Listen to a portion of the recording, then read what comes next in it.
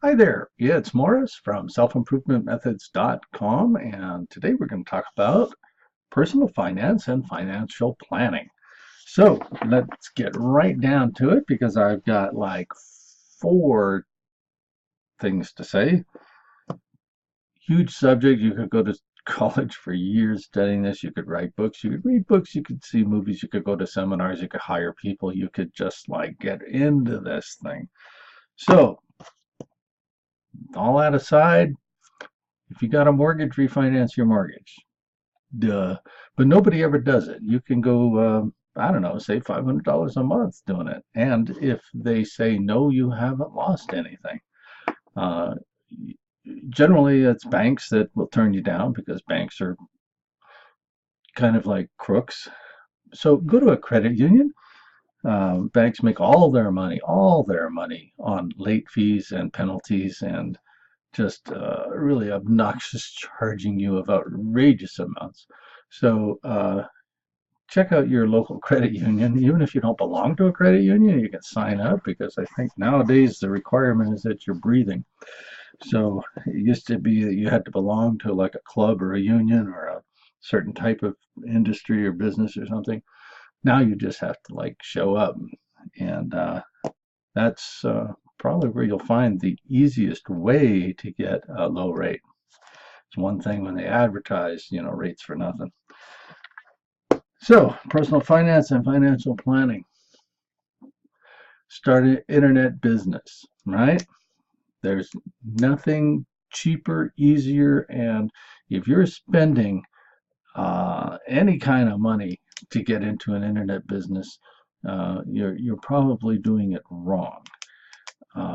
You could, I don't know, get a domain, get a hosting for like $75 a year, which is $6.48 a month. I just made that up.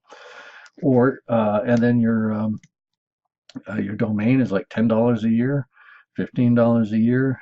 This stuff is like dirt cheap. So now you've got a business. Boom. Which it costs you like $20 a month to have a business. If you were gonna like open a donut shop, how much would that cost? You get the building, the equipment, the salary, the insurance, the taxes you'd have to pay, the employees you'd have to hire, the machinery and advertising and location, and all that stuff. And it's just what's there. You won't make money for 2 years, even if it's a winner. So, bad idea. Internet business, you try something that fails. Oh man, you're out $14. Oh, what are you going to do? No, that's a great way to make some money. And that's personal finance. Okay. Don't get a debt consolidation loan. If you've got a bunch of debts, leave them as a bunch of debts because they're all a bunch of little pebbles you have to like worry about. Pay them off one at a time. Just focus on them and just take them off piece by piece, little bits at a time. If you consolidate the debt, all you're doing is making one big pile. All right? Yeah. So if you got 4 piles over here and 6 piles over there, and you push them all together, how many piles do you have? Yeah, that's right. It's one. Okay. Most people say 10. Okay. So don't get a debt consolidation loan, please. Please, even if it looks like interest rates are cheap, don't, please. If you can't pay this bill, good, nothing happens. You can't pay that bill, good, nothing happens. But if you got that one huge bill and you can't pay it, your life is over. They got you by the interest rates. Okay. But if you have credit card balances, look for it and search the internet and check periodically. You should do this like once a month anyway. And what you're looking for is to balance transfers. Yeah, if you got like an 8% credit card bill or 10, 15, 20%, I've seen some credit card companies charging 29%. And when I was studying business law, there would be loan sharking if you were over 20%. And you'll go to jail. It was these people that were breaking knees and collecting or charging 20%. Now Credit card companies could charge you 30, 29%, no problem. It's you talk about things have changed. There's crooks out there, and they're called large companies. So I used to call them loan sharks. So anyway, balance transfers. You can get a balance transfer on your credit card. You just like start up another, you just like opening another credit card and you transfer your balance in there. So you got 8% you're paying on this one, you transfer in over there and you're paying 0%, but there's a transfer fee. And so if you expect to have that credit card balance there for a year or longer, go ahead and do this transfer, because if you're paying 3%, 4% transfer fee, just consider that your interest, right? Because it's 0% interest, but you read the fine print and it could be 5, 8, 10% transfer fee and you're screwed. So again, you're dealing with large financial companies who are not there to come and give you flowers every day. So you got to read the fine print. But I found a credit card and I was so thrilled, 0%, and the transfer fee was also zero. So they didn't make a dime on me. And I'm still trying to figure out, I guess they figure I'm going to stay with them longer and then they can really jack up the rate after the first year. But the loan's going to be, I mean, the credit card's going to be paid off in a year, or I'm going to switch it to something else because that's what I do. It's kind of a hobby. So you find the transfer fee and you figure that is, if that's lower than your annual interest rate on your old card, go ahead and spend that 4% because you're going to pay 8% for a year anyway, so now you're half the interest charge. But that doesn't actually put money in your pocket, does it? No. But uh, if you had an internet business, go back to that again, it could put money in your pocket. And what do I mean by internet? You could have, you could sell courses, affiliate marketing. Just Google that, and you'll be surprised that people will give you 50% of their product costs, or no, of the cost of the product, whatever the sales price is of the product. You get 50%. That's a lot. Uh, if you were to write a book and you were the author, you'd be lucky to get 8 or 10%. So you do nothing as far as the product creation, and these nice people that wrote this program or have made this course, they'll give you 50%. That's pretty nice. So then you get people on the mailing list too. So not only do you sell your little product to them, but you also get your email address so that they can send you things and offers and other things that they might be interested in.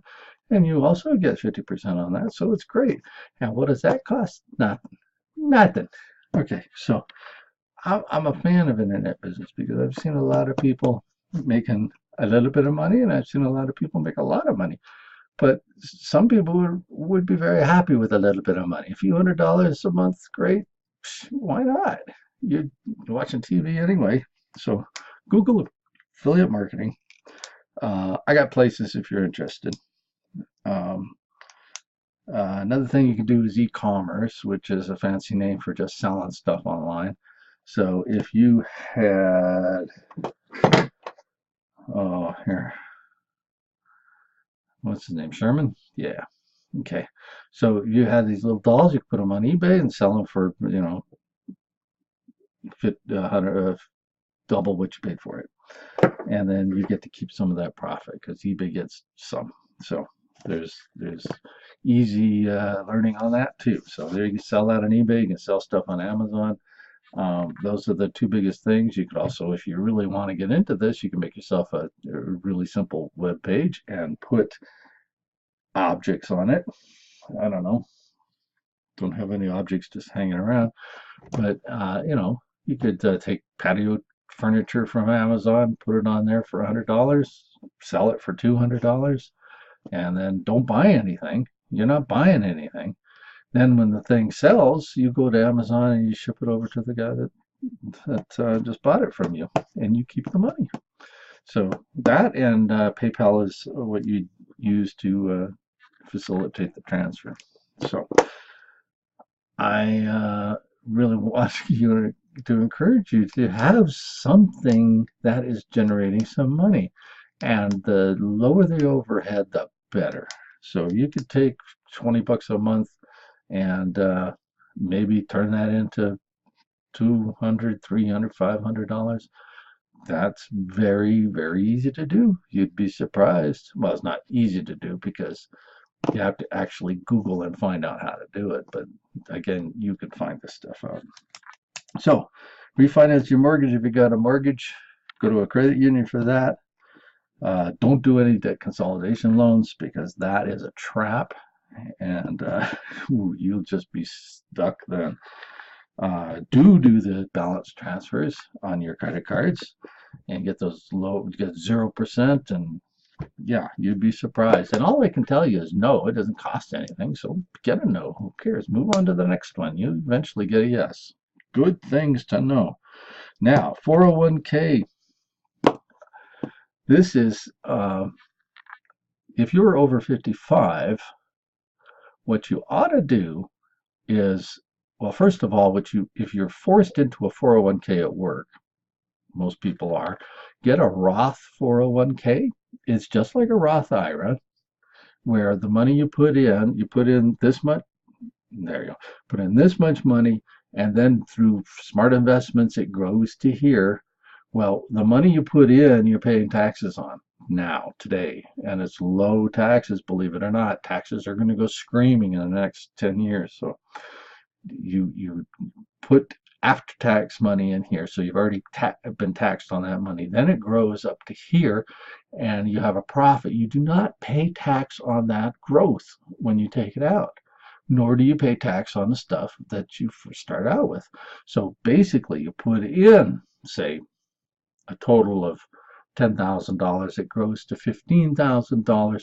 You take it out $15,000. There's no tax on the profit of that $5,000 that you would figure would be just like, well, why not? But it's because it's protected in that Roth. The same in that Roth 401k. It's called a Roth 401k because it's through your employer, and they do only 401ks. That is a scam, by the way. So I would, if you're forced into a 401k and you can't do anything, then at least get it into a Roth so that you can have that profit as tax-free. Big point. Okay, now to get out of that scam of the 401k, and the reason I call it a scam is because you can only do two things with the market in a 401k. You can put your money in and let it sit there in these few groups of companies called mutual funds, and you don't get any real choice. Depends on the company they went with. If it's Paine Webber or D.A. Davidson, or I don't know, Mass Mutual is another one that's big. So they have these 8 or 6 categories you can put your money in, and that's it. So if the market goes up, well, good for you, you made some money. If the market stays level, well, you didn't make any money. If the market crashes, you lose money. All you can do is change that investment in the mutual fund to sitting in cash. So there's no way to make money as the market goes down. You can't short the market with a 401k. Sucks. What I suggest you do is get yourself, if you're over 55, take that money out. You're allowed to take that money out and put it in an IRA, an IRA. So if you have a Roth 401k and you're over 55, you can take that money out and put it in a Roth IRA. Then you could say, I want most of my money on Coca-Cola. I want most of my money on Disney. I want most of my money on just the S&P 500. You don't have to be stuck with these mutual funds and locked in there, their choice, their commissions, the money makers for them. No, you can take it out and have an IRA, a 401k. You can take your 401k out and put it into an IRA. You can take your Roth 401k and put it into a Roth IRA. Yeah, just take the money out. If you're under 55 years old, what you can do, and I did this, it was great when the market was just going, it was just flat for ages. I took a loan on my 401k. Okay, so now instead of putting money into a losing flat investment every payday, I was paying my loan. So the equivalent of my loan bill that came due was the same as the money I was normally putting in. So I stopped putting money in and I started paying my loan back. So now I got this big chunk of money that I borrowed. What did I do? Go buy a car? No, I opened an IRA. Now, because I opened an IRA, I got a big tax break because now I have just created a qualified investment that is I could put money into. So I borrowed money and opened it for an IRA so I could get a tax discount at the end of the year. And then I didn't feel it because I'm still paying my what I normally invest in the 401k was actually just the loan payments. Then when the markets came back, I forget what I did with it. I don't think I paid it off. I think I just continued making the loan payments until that was gone, and I ended up with a nice chunk of an IRA sitting there, and that was growing as well as the 401k was growing. So that's a really tricky thing. So you can borrow on your 401k if you're under, if you can't get your hands on your own money. You can borrow on it and then open an IRA, and then that IRA is a tax deduction at the end of the year because now you've got a retirement plan. Well, actually, you got two because you got the 401k, but this is that's pretty cool. So that's what I would suggest you do. But the best thing to do is actually take the money out if you're over 55. Get that money out of there and open an IRA so you can actually buy individual stocks. You could buy the whole market. You could short the market. You could do options in an IRA. Um, and that is the way to go. So you can have some control. Don't buy a car when you get your hands on this cash. It's all retirement money, so it should all stay there. So that's what I want you to do. Refinance your mortgage, do balance transfers on your credit cards, uh, goof around with your 401k if you want, and then do something on the internet. I don't care if you go to flea markets and sell stuff on eBay, but do something there. It's no overhead. You can be in business for yourself with no overhead. And that's just something that this generation is just like they grew up with, so they don't even care. But I remember how hard it is to go rent a store, get the merchandise, get the fixtures, the counters, the electricity, the phone, get the employees, get the sign, the advertising, and you still don't know if you're going to sell a darn thing. So with the internet, you could put stuff out there. If it fails, put something else out there. If nobody buys it, put something else out there. You got Facebook advertising for $5 a day or something ridiculous. There's so uh, it's such an easy way to do it. Um, I used to do direct marketing, and that was to you'd buy you'd buy a supply of product, and then you try to sell it by newspaper ads, magazine ads, or mailing out letters to people.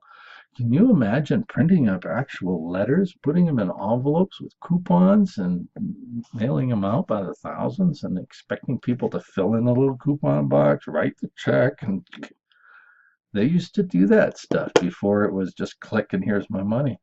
But now it's click, here's my money. Why don't you get in front of some of that? Hmm? Yeah. So do something on the internet. If you're interested in more details, I could give you more details because it's just there's all kinds of free tools or really cheap tools and things you could do. So that's the word of advice for today. This is your personal finance and financial planning guide right there. Boom. So do these simple things and don't just think that I'm not gonna, I should but I won't, I'd rather not. If you are paying out there an interest $200 a month, uh, and you can do something to make $200 a month, that's $400 a month you're actually doing. If you can cut down your credit card interest rates so that you're saving money, that is actually better than earning money. Because when you earn money, you have to pay income tax on that. So if you cut down your bills by $100 a month, it's not the same as making $100 a month because you got to pay 20-30% in taxes. So you'd have to make 120 to be equivalent to what you could save on $100. Think of that. So a penny saved is really a penny and a half saved, right? So figure that out. All right, so there you go. Click the link below right there. Like, share, comment, and get your free gift at selfimprovementmethods.com/go. This is a book. I think I'm still doing, The Organized Mind. Yeah, that's really a good book. So it's like 30 pages long, and it's got all kinds of good things to organize your life for you. And that's free. So take advantage, right? So there you go. Make it a good day, and we'll see you next time. Bye.